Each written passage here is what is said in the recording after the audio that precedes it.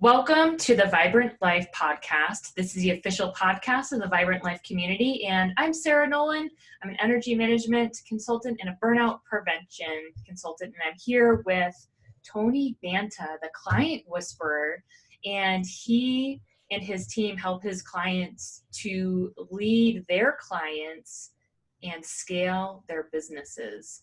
And today, Tony's going to help us to learn about people pleasing, stepping into your power as a client leader, and having healthy boundaries with your clients. So thank you so much, Tony, for being here with us today. Super glad and honored to have you back as a returning guest. Sarah, it is amazing to be here. I'm so excited. I love the podcast, love everything you've been doing. And this is such a juicy topic. Oh yeah. Because it gets so many people so hung up. And so let's help a lot of people today. What do you say? That sounds good. Let's do it. So the reason I asked Tony to be on with this episode is because I know that just from speaking with him in the past, this is something that he helps his clients with. You know, the client whisperer, you wouldn't necessarily know that this is what he helps with, but this, from my perspective, is the root of that scaling and maintaining those relationships within the business. So can you tell us, Tony, like how did you start to become so masterful with this topic? By being awful at this topic. Awesome. I came by this honestly, which I feel like is the best teacher. So my background, and I talked a little bit about this on our previous episode, if your listeners haven't listened to every one of your episodes in sequence multiple times, they should totally go back and do that. Start at the beginning. We'll wait right here. Go do that. Yeah. But you can certainly hear a little bit of my background there. But my training is as a systems engineer, mm-hmm. and that's a fancy way of saying I see the undercurrent. I see the underlining code that sits underneath all of the decisions and the things that happen. So someone sees a sheet of paper and I see a supply chain of a tree that was, taken down in one state, and then the transportation system that, took it somewhere else to then be, to be ground up into pulp, and for some of the pieces to go off to be made into, furniture, and then the remainder was, turned into a sheet of paper like this, and the ink and all of those things came from another country, and, all of these things, right? So I see the system that sits underneath all of that. And so as I started doing client work, this may be a decade ago, 15 years ago, somewhere in that range, as I started doing client work and at that time working in other companies and seeing seeing client interactions, mm-hmm. there's a really big divide between what clients want and what clients need. Yeah. And we talk quite a bit with our clients around the idea that clients are lying all mm-hmm. of the time. They're just big liars. And we could even talk about this in terms of some of your expertise, in that it's not that they're bad people. That's not why they're lying. They're lying because we're all experiencing reality from the one slice, from the one vibrational frequency mm-hmm. that we're actually tuned into, that does not necessarily reflect the real reality that we're all existing in. So clients are lying in many cases because they're lying to themselves. Right. Because they're lying because they're telling themselves a story that helps them feel safe, but it also right. keeps them stuck. Mm-hmm. And it keeps them stuck in the same results that they've had. It keeps them stuck doing the same actions that they've been, doing. It keeps them stuck with the same miserable, with the same negative emotions that swirl around, that they swear up and down that they want to let go of, that they want to move past. But what we need to do as client leaders is we need to tap into what clients need. Mm-hmm.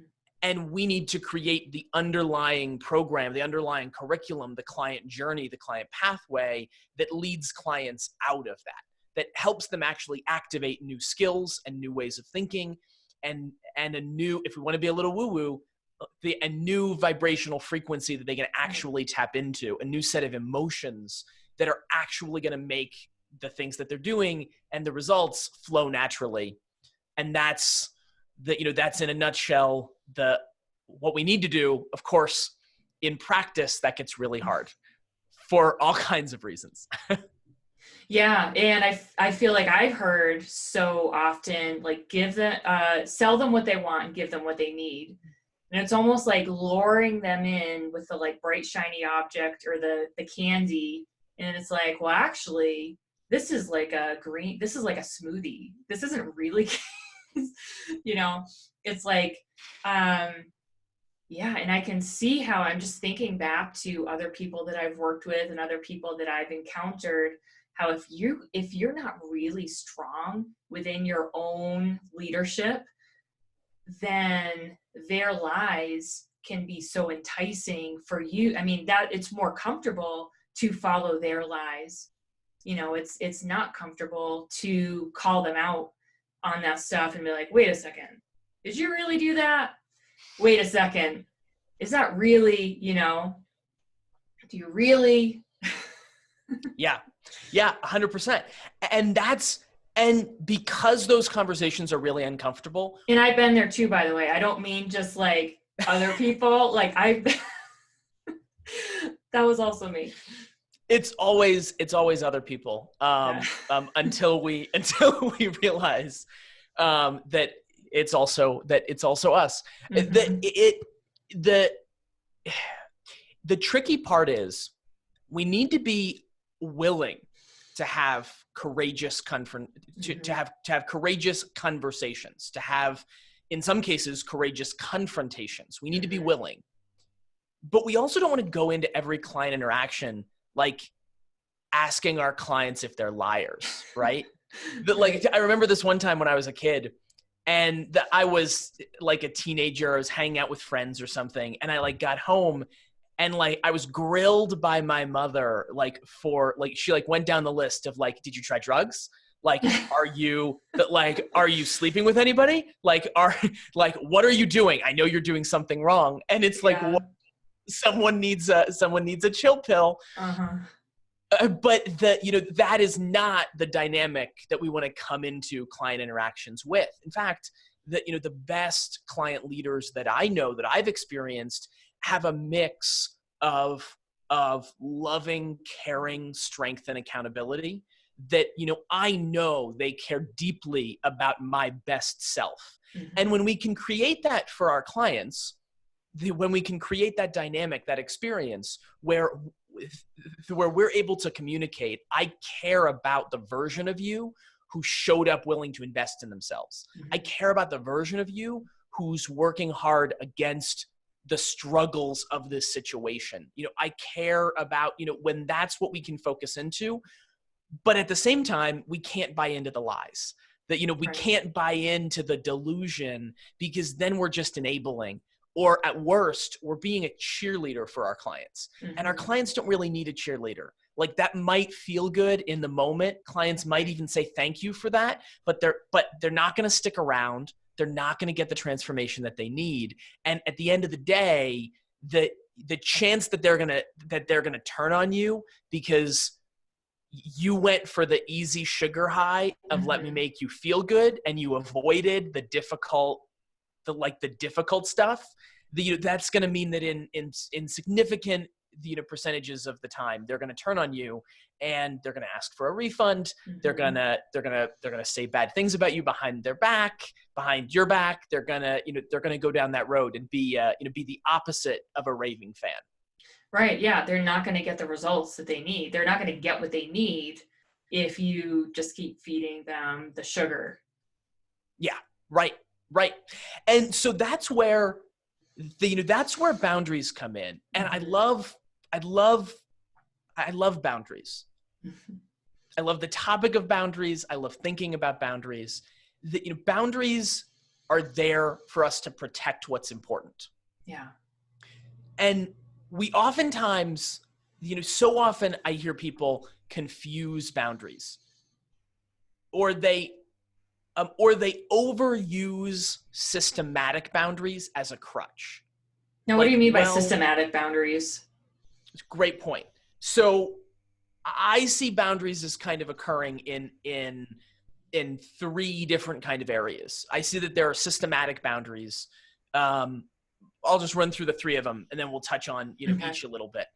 This is specifically in business, but this can be applied to all kinds of things. You can use this in parenting if you want to. You could use this anywhere. There are systematic boundaries. There are mindset boundaries, and then there are personally enforced boundaries. Here's the difference between the three. A systematic boundary is like, I do not give my cell phone number to clients. Like, I don't want them to have my cell phone number. My cell phone number is for me and not clients. I almost said that wrong. It's for me. It's for family. This isn't a boundary of mine, by the way, but it certainly can be. Of saying like that is a system. Right. The only way that clients can interact with me is through email or through Slack or through something where I can actually turn off notifications. Right. So then, I just never see the message outside of, working hours, or, I can choose not to check my email outside of, working hours. So that's a systematic boundary. The problem with systematic boundaries is that there's almost a fear of what happens if that's not, like, we actually if we only focus on setting up systematic boundaries, there's a fear that undergirds that says, well, if a client texted me and I knew that message was there, I wouldn't be able to relax unless I saw it and I felt like I answered it and I did that. Or if I see a message from a client outside of those boundaries, then that's going to ruin my night. Right. And that's crazy. Like, a message from a client should never, I don't mean to say should, but that's a symptom that there's a deeper issue going on. If you're worried that a message from, I would go so far as to say from anyone is going to, ruin your night. Right. Right. So that's where the mindset boundary comes into place. And in many times I say this is the only boundary that actually matters, because people get, people respect strength. They especially respect strength from a leader. Now, by strength, I don't mean, I almost wanted to make a political analogy, but I'm going to stay away from that. By strength, I don't mean someone throwing their weight around, right? I don't mean someone yelling, someone being inappropriate. That's the opposite of strength. By strength, I mean someone saying, hey, I hear that this is a need for you right now, but our agenda for this meeting is actually X, Y, and Z. So I'm going to need to ask you to, table that and save that for the next meeting where that's appropriate. Yeah. And then I was okay. All right, this is what we're doing. Right. Let's do it. And so there was no, I didn't have to say anything unkind there, right? I didn't attack them I didn't attack their intentions, or, who they are as a, team member or as a client or as a person in any way. But I just said, like, no, this is actually, like, this is not going to happen. And if somebody pushed, then they would find that strength being, reinforced. Right. And so that's a great example of a personally reinforced boundary. And that's what stems naturally out of really healthy mindset boundaries. The idea that we're giving ourselves permission to not have to look at the phone. Yes. That, like, the phone can ring, and like we're giving ourselves permission to say, like we're in the mindset that says it can ring all at once. A client can call me 50 times. I am under no obligation to look at that or actually pay attention. That's one of my favorite things about boundaries is it's permission on both ways. It's permission to say no, but then it's also permission to say yes, because it's like, okay, this is the time for this. I'm going to answer that phone as often as I want, and like, go at it, like, talk on the phone all day. But then when that time is done, then you now have permission to say, all right, I'm done. Yep. 100%. And so often what I see, especially around clients, is around client leaders, around client businesses, is that people overuse those systematic boundaries because they're afraid of the mindset or the personal, they're afraid of the personal reinforced boundaries. That almost sounds like, sorry. Yeah, go ahead. It almost sounds like control. Like the boundary has turned into a control mechanism. Yes. Do you think that's in alignment with what you're saying? 100%. I think that that's what people want, right? I think that people, and control is a really interesting idea, because why do people want unhealthy amounts of control? Usually to feel safe, usually because there's an unsafe component there. So they want to, take back control. They want to feel in control. And so the interesting part about that is that kind of touches up against a topic that has very specific meaning in the clinical sense, and is so often misunderstood, and in some cases misused or overused, and that's the concept of codependence, of the those blurred lines of where I end and where you begin. And like those enmeshed relationships.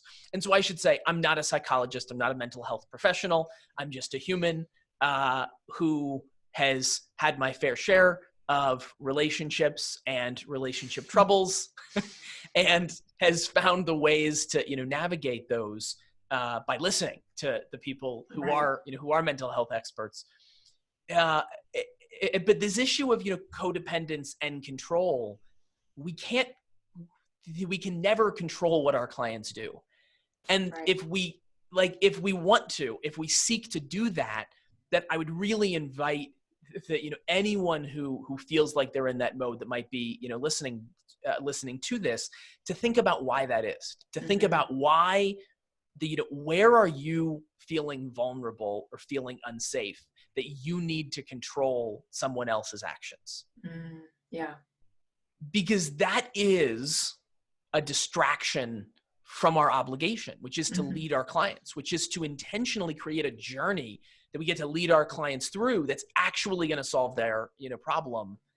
And the more that we try and control, and this could show up in, boundary issues, right? This could show up by, things that feel like violated boundaries. This could also show up as I've seen some client leaders yell at clients and use emotionally manipulative kind of techniques to shame clients. Have you really seen that? I've heard of it, but I've never.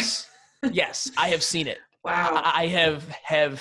I've been on group calls and I have audited examples where client leaders, out of that fear that the client isn't gonna do what's in their best interest, and then they're gonna be a bad reflection on the leader, or they're going to not be able to get success and not get out of their own way or something like that, or just out of frustration. I can't pretend to know exactly what's in their mind, but these are the things that I've seen. I've seen client leaders say inappropriate things to clients. I've heard them specifically. I'm thinking of one example where there was a client leader who used some poor word choices to describe a woman who might work in an unsavory profession, and compared this one client to that kind of a profession, and insinuating that was that they needed to increase their prices because they were actually acting like like an inappropriate word. And it was purely out of frustration. It was one of those things where you're watching it and you're like, no. What did I just see? No. What just happened? Why? Like, so bad, right? And of course they lost the client. The client was furious. The client spewed about them for months. This was actually a couple of years ago. And I think the client is still fuming about them. If we're being honest, if I were to ask, that person, I think that we would find that that's true. But that is what, that's of course an extreme example, and hopefully we would all have personal boundaries that would stop us from saying things like that in a professional context. But if you're really attached to their results. What do those clients' results say about you?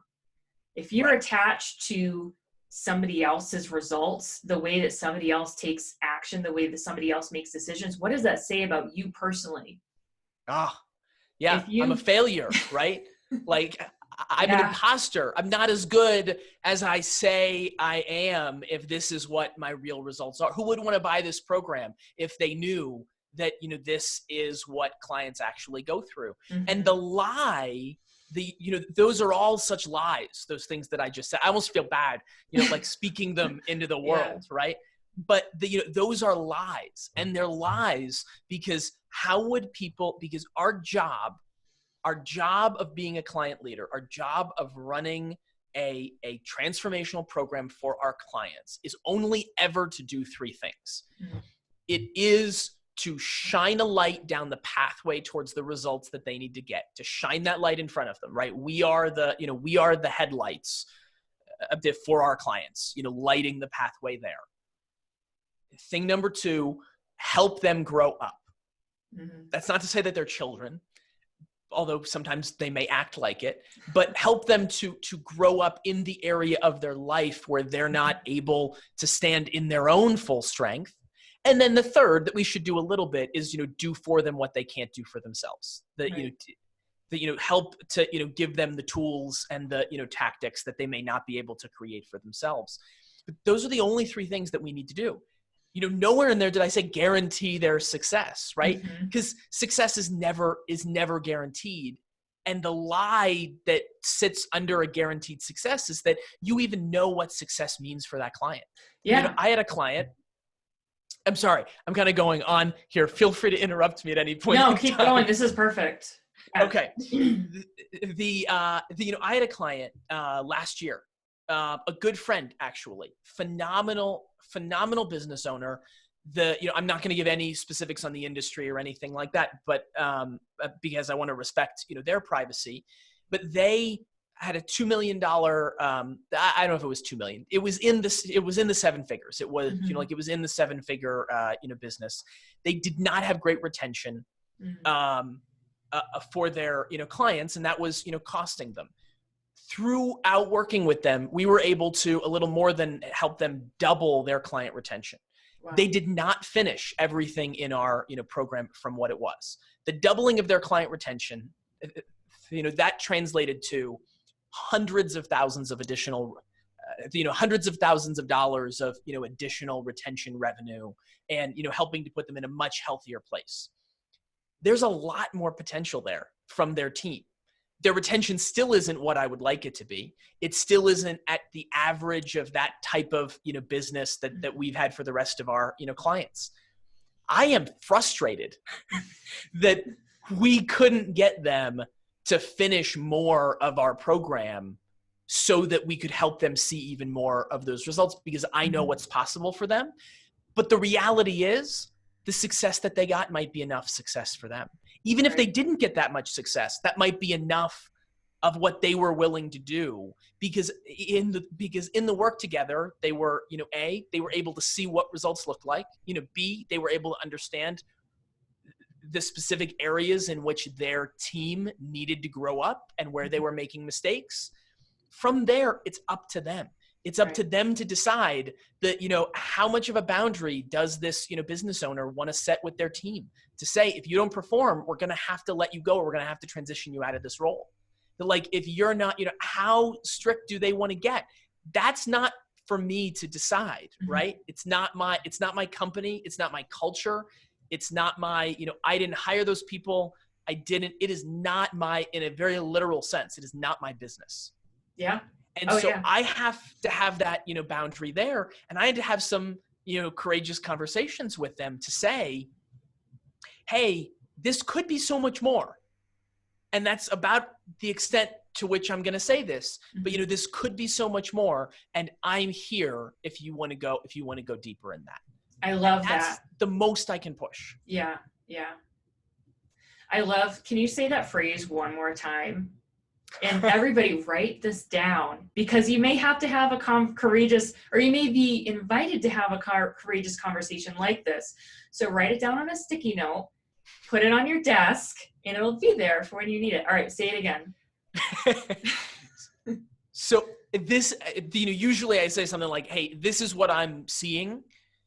And I usually ask for, a corroboration, from them, right? To see if they're seeing things differently, which is a really good reality check, so that we can just see, where both of our perceptions are. And then I say, this could be so much more. Yeah. And I'm here if you want to continue to go down that, road and make that happen, make that, realize that, that potential. And then that's it. I walk away. Yeah. And the ball's in their court at that point. That one phrase, Tony, can eliminate months of agony on both sides. Yeah.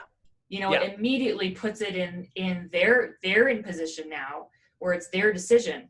They don't have any reason to put any potential blame, if there was any blame, on you, because you let them know this is, I'm here, just ball's in your court now, just let me know. Yep. And then for you can release, let go. Right. Well, yeah. And, then I can also let go of, because everyone, listening, that you can let us know if this is, resonating, if you go through this as well. But for me, I often feel that feeling of I'm thinking about my clients all the time, that I'm thinking about what's going on with them. I'm thinking about what's missing. I'm, and we have a program, especially for some of our more in-depth clients, we have a pretty intensive program. We spend a good amount of time communicating. We're in we're in group, chats with them pretty regularly as things come up. So that they can be, tending to them. That was actually a client messaging me on my watch. The notifications weren't off right there, actually, funny enough. But so I find myself thinking about them, but I can't care more than they do, or else the system breaks down, right? That's I can't be more invested than they are. And so when I'm able to have that kind of a conversation with a client and in a healthy way, put the ball back in their court, I'm able to give myself permission to stop thinking, and I'll even say obsessing, because that's where that can go if it's in an unhealthy direction, about what's missing for that client. And instead, I can look at what is super healthy, which is, hey, with clients like this, is there anything that we had missing in our program? Could we have made things any easier for clients like this? Could we have removed any friction from our process for clients like this? Could we have, added in more of an inspiration or a vision of what this would look like or could look like, once it's in place for them? Those are powerful questions. And they're powerful questions that get to build assets that are not something that we have to control someone else, right? It's an asset for the people who choose to actually take advantage of that. Right. I love that. Now so we've touched on people pleasing, stepping into your power as a client leader, creating those boundaries. How does this apply when somebody is scaling? That is a wonderful question. I think at a base level, the thing that I see most often, and that might be true for some of your listeners who might want to grow, who might want more, and this has certainly been one of the amazing ways in which you've helped me over time, is if you're in a mode where you are stuck in an unhealthy dynamic with clients, you aren't going to want to scale. Even if you say you want to scale, right? Even if you create this construct in your mind of, well, here's what I'll do. Client work is miserable right now, but I'll hire some jerk, right? I'll hire someone and I'll stick them in the business. I'll use them as a human riot shield and stick them in between me and those terrible, childish clients. That's an awful idea. That's an awful idea for so many reasons, because at its core, you don't love your clients. You don't, when I think of my clients, even the most frustrating, today, even the most frustrating ones, even the ones that are stuck the most, and where, there's still a little part of me that at least wants to shake them, right? But, when I think of them, I think of them with truly nothing but love, because I see their best angels. I see their best selves just peeking through, just peeking through the hardened shell of their not best selves that's been accumulated over time, right? And that's the only part of them that I ever want to pay any attention to. And like, because I'm in that mode, do you know what? I want more. Like, I want more amazing souls. Like, I want to help more of them. I want to see them. I want to be able to, knock on that shell and say, hey, when you're ready to come out, I'm here. It's really nice out here as soon as you're ready to join us. And so that is the very first thing, is that if you're in that mode where clients are bringing you down, where clients are driving you crazy, where your heart sinks every time your phone vibrates, or, every time you see, like, you hear the ding of like an email come in, and like there's a pit in your stomach that says, what is a client going to demand from me now?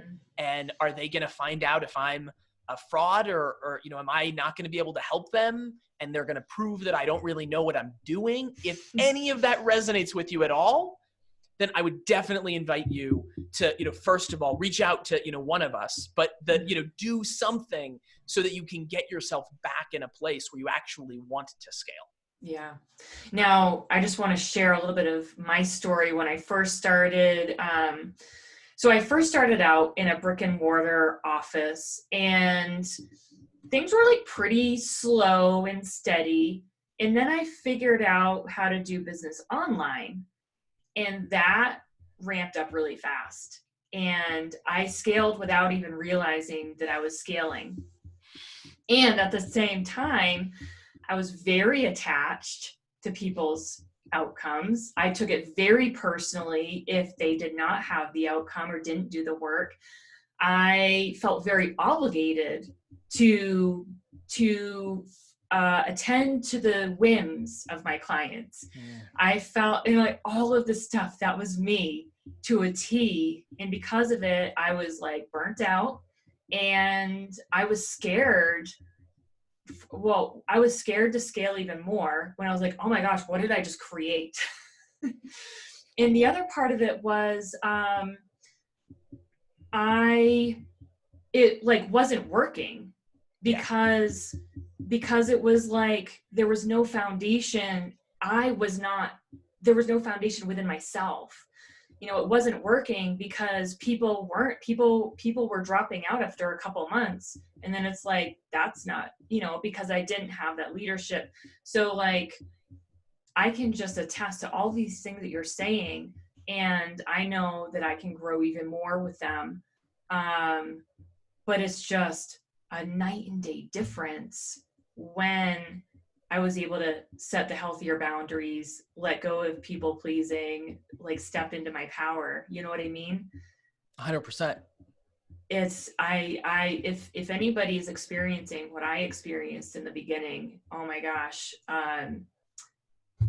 listen to Tony's podcast, The Client Whisperer. Now, like, turn this off and go do that podcast. Or go back to the beginning and re-listen to this one, or both. And 100%. And it doesn't have to be that way. There's so much more potential with you and with your business and what you're creating. Yeah. Well, and, let me just speak to this as someone who's been able to be a client of, yours in the past and currently, that if you didn't learn that, I'll just share a little bit, I hope you don't mind this, of a little bit of a personal experience that I had with Sarah that I, have had. How many months was it that I wasn't consistently doing like a daily meditation, energy attunement? Like, I don't know. 6 months, 9 months, like a long time. I would like do it for a couple days, and then I'd be like, no, I'm stressed out. Like, No, I'm stressed out and I'm having a really hard time. So I'm not gonna take my medicine the way that Sarah tells me to. Right. And if that was triggering for you, if that put you in a mode where you lost your leadership because of where I was, then you wouldn't have been able to be the constant leader where like, you were never like, hey, it's okay that you're not, doing that. Like you never said that like, it's okay that you're not doing the work. It's all going to be fine, like, and like, you're still going to get the result. That would be silly. That makes me want to like throw up inside a little.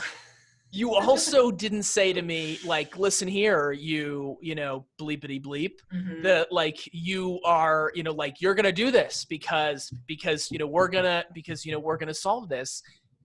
You applied, there's a really great book that is not at all from the coaching consulting world, but it's called Setting the Table by Danny Meyer. Wow, Setting the Table. I've never heard that one, but. Danny Meyer's a famous restaurateur. He owns the Union Square Hospitality Group that has a bunch of restaurants all around New York City, and most famously, Shake Shack is one of their properties. And he wrote this book, Setting the Table, and he talks about this in the context of leading staff. But I think it applies here because it's exactly what you did. Is that you just you applied what he calls constant gentle pressure. And so like, hey, are you doing your regular attunements in your meditation? Are you doing that on a consistent basis? No, Sarah. Well, hey, here's a little suggestion. Maybe you could do that like I'm here with my, coffee. She's like, maybe you could make that a ritual, just like, coffee is your ritual, right? And of course, now I'm in a mode where if I'm not, I go through cycles, but like I've kind of been coming off a cycle where I've been doing 30 to 60 minutes a day, and I feel amazing. I have super high energy, right? In case you can't tell by my melancholy voice here as I'm on the show. And I've made that a part of what I do. But if you were hung up on that, what would I have missed out on because I didn't have that leadership from you? And I wasn't not doing that because I was trying to be a jerk or because I was trying to make Sarah's life harder. I was not doing that because I was going through a lot of stuff. And there's only so much that a human can do at a time. And I don't want to say that in a limiting belief kind of way. Like maybe I could have been better. Maybe I could have stepped into it, sooner. But I think the point is the only one that could say that is me, right? You couldn't tell me that because that wouldn't work. That would have ended up pushing me further away from the result. So instead, you just provided the constant invitation of saying, hey, this thing helps. As soon as you're ready, it's here for you. And what's interesting about that, Tony, I hope that people can take away from this as well, is the standard recommendation for these energetic adjustments is 20 to 30 minutes a day. Now, for some people, that's a huge stretch. For some people, 5 minutes is a stretch. And so the wannabe controlling part of me wants to be like, you need to do 30 minutes a day or you're not doing it right. So I have to be like, okay, why don't you try like a minute of breathing? And I actually learned this from, of all things, a green smoothie cookbook. And in the beginning introduction, the lady, she's like the inventor of green smoothies. And she's like, with your kids, just give them a spoonful of green smoothie a day and see what happens. Yeah. They're going to start craving 2 spoonfuls. And they're going to start craving more. And before you know it, they're drinking full cups. So I've always kept that with me as a tool. Or if I find that there's too much of a gap for them to do some of the extreme things that I do, it's like baby steps. And it's like, as long as you're doing something, the person's you have to trust their leadership with themselves and just give them that little boost. 100%. That is exactly right. And that's why So, it started out, our work with clients, like started out 95% systems, right? Like, let's install the systems in your business to help you scale. And very quickly, the thing that we found is, and like, I probably could have thought about this, given some of my experience in business before, this company, but the system's critically important, right? We need to have like the proven pathway. We need to have the set of things, right? You needed to be able to have the energetic, like adjustments for me to do, so that it's not, snake oil, so that it's not just, it's not just selling a placebo to someone. That's not, that's not what we're talking about here. But what we found was it's really 90% leadership. And it's really 90% leadership that we need to be providing that leadership to our clients so that they can see what that leadership looks and feels like, so that they can provide that to their clients. And because leadership is, and, this is the transitive property of, leadership. There's actually, there's actually been, proven through science, through some fascinating scientific studies. It was actually originally discovered using monkeys, where there were electrodes that were placed in monkeys' brains to measure. And this was discovered, what I'm about to share was discovered entirely by accident. But they were doing this study of monkeys. I'll find the doctor's name, the researcher's name, and I'll send it over to Sarah to include in the show notes, or we'll put it in the comments here, because I want to fairly attribute that. But and so that I'm not just making this up. But they would put these electrodes in monkeys' brains, and then they would feed them a peanut, or they would feed them something, right? And they would see like one of the electrodes light up. Soon the monkey saw a person eat something, that same electrode lit up, the same electrode in their brain as when they were eating something. And this was the discovery of what we now know of as mirror neurons. And so this has been proven in humans by doing functional MRIs and showing people images of things, as well as doing functional MRIs while someone's doing something themselves. Fascinating research. But we actually have neurons in our brain that fire, and it feels the exact same way when we're watching someone do something as when we're doing it. So literally, monkey see, monkey do, right? No pun intended from where this study came from. So when we're showing our client how to be a leader, we are teaching them how to be a self-leader. Like, we are teaching them how to lead themselves and how to lead other people in their life. So it is this effect that when we're able to do that, as well as have the system, that's when the magic happens. That's when we want more clients. That's when scaling a business doesn't have to be hard. That's when we get to really enjoy client work, because because we're there being the leader and, holding that ground for the client, even when they're not strong enough to, hold that ground themselves. We're showing them what that looks like. Yeah. To me, when you're describing that, that mirrored leadership, to me, that sounds like exponential success. Because the better leader you become, the better leader your clients become, the better success they become, the better success they experience, the more successful, the more confidence you have, the bigger everything grows. And who does it all start with? Ourselves. 100%. All starts with ourselves. I love that. Well, and so that's how you change someone without trying to change someone, right? That's how you change someone, by giving them the opportunity to lead themselves in that direction. Right. And you're actually inspiring that change rather than forcing that change. Awesome. Oh my gosh, this was an incredible conversation, Tony. Thank you so much for all of the insight, that you provided us today. And everybody watching and listening, go check out Tony's podcast, The Client Whisperer, which is on iTunes and Spotify. YouTube, anywhere you're listening to this, you can find it there. Yeah. So just look up Tony Banta or Client Whisperer. Yep. And any last words? this is important stuff.